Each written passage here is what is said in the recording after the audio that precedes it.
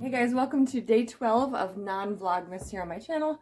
I am just going to show you a day in the life of my sourdough starter today. So I have it right here on the counter in this little crock, which I've gotten a lot of compliments on this crock.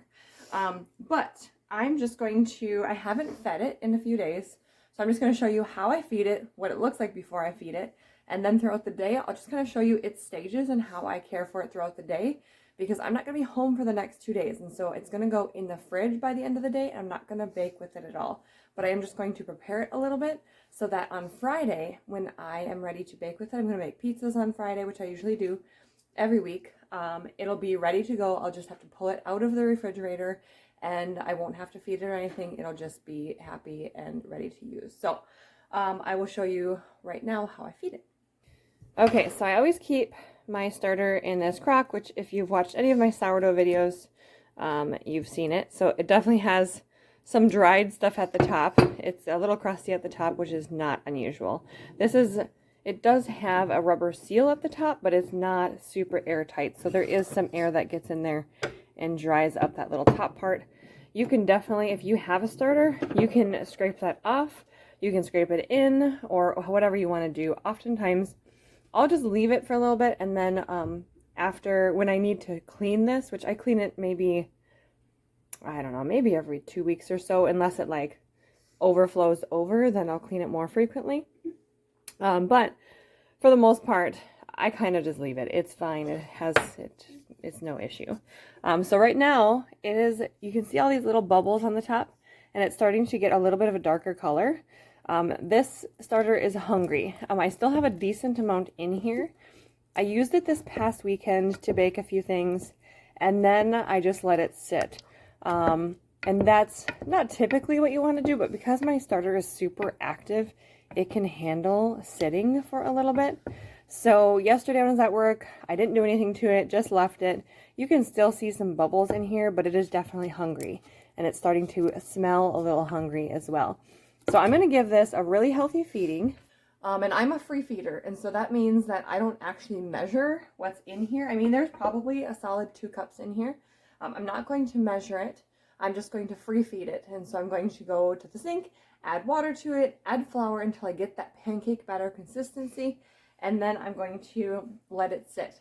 Now, because I do have probably about 2 cups in here, it's not going to be a full 1:1 ratio, which a lot of people do. It's going to be a little less than that, which is not something you want to do with a new starter, but because this starter is really established, it's not going to be, it'll be totally fine. It'll have plenty of flour for it to feed on, and it'll respond really well, and I'll show you that. So I'm going to take this over to the sink, which my sink is kind of messy right now, but I'm going to go grab the water, and then I'll come back and I'll show you the flour part. That looks like a vacuum. Okay, so I just added water. Don't worry, that's not soap, just bubbles. So I added water and I just loosened it up like this, which if you've seen any of my sourdough starter videos, you already know how I feed my starter. But I loosen it all up, and so it's nice and loose, and then I'm going to add in bread flour. Okay, so you can use whatever flour you want. I'm just going to use bread flour today. I do have some all-purpose here on the counter. All of it's unbleached. You can use rye flour or anything of that nature as well. I actually don't like using rye in my starter. I feel like it does give it a little nice boost as far as making it really active, but I don't like the color it changes it. It really makes it a dark color, and it almost seems to me like it makes it hungrier faster if you feed it with rye. That is just personal experience, but you do you. I've also fed mine with einkorn before. Einkorn's kind of expensive, so I prefer not to feed my starter with it unless I'm keeping like 100% whole einkorn flour starter, which I haven't done that. Bread flour and all-purpose unbleached is what I use. So right now, I'm going to add in my bread flour here, you can see. This is not measured. I mean, I'm just using this to scoop it in, and I'll just do a little bit at a time. So my starter is really active, and if I don't pay attention to this all day, it is going to bubble over the sides. But what I'll end up doing is I'll let it rise to the top right up in here, and then I'm actually going to stir it. It'll sink back down, and then it'll do another rise up to that top. and then I'll scoop it down one more time, and then I'm going to put it in the fridge later, and that's what we're going to do. But I'm going to show you what that looks like. Alright, so we are looking for a thick pancake batter consistency. I like to make my starter a bit thicker than, I guess maybe thicker than you would think, because it does sit and absorb, and as it ferments, it does loosen up a bit. And so I like to make sure it's nice and thick. Now, I definitely have a ton of starter in this container, but if I can be on top of it, I will catch it at its peak a couple times throughout the day, and we won't bubble over. So that's my plan. Let's see if I can do it. There's plenty of times that I go to work and feed it and it's just exploding all over the counter. If you follow on Instagram at all, you've definitely seen that, because I've posted photos of that, which is quite fascinating to me, how fast a starter can grow. So, okay, so this looks pretty good to me. It's pretty thick. It's okay that there's like little lumps in there. That is totally fine. Those will absorb over time. So this looks pretty good to me. See, it's nice and thick. And we're going to call that good. So, all right, so now I'm just going to put the lid back on, and I will let this sit. It is like 1:35 p.m. right now, and I'm going to check this in probably just a couple hours. It's pretty warm in my kitchen right now. It's 71 degrees in my kitchen right now. So I'm just going to check this in a few hours and we'll see where it's at. Okay, so it is now 7:07 and we're going to check it. It feels like it's full. Oh, it is. My little stopper there is coming off. Oh, making a mess.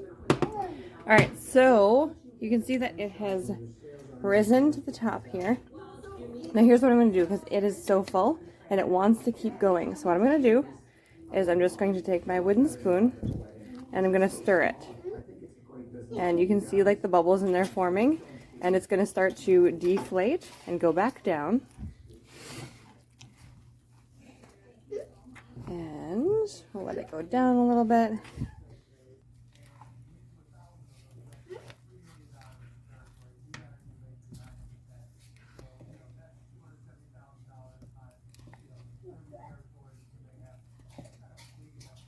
Okay, so, alright, so we got it to settle down here. Now I have about 1.5 inches for it to re-rise if it wants to continue to go up, and it will.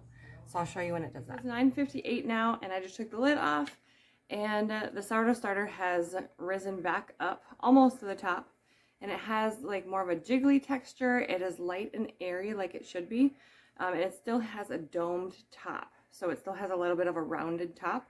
And that's what we're looking for. We're looking for a very active sourdough starter that is almost at its peak. So because I'm not going to use this for 2 days, I'm going to stir it again, just like I did before, so that it kind of settles down a little bit. And you can see it has a really awesome texture.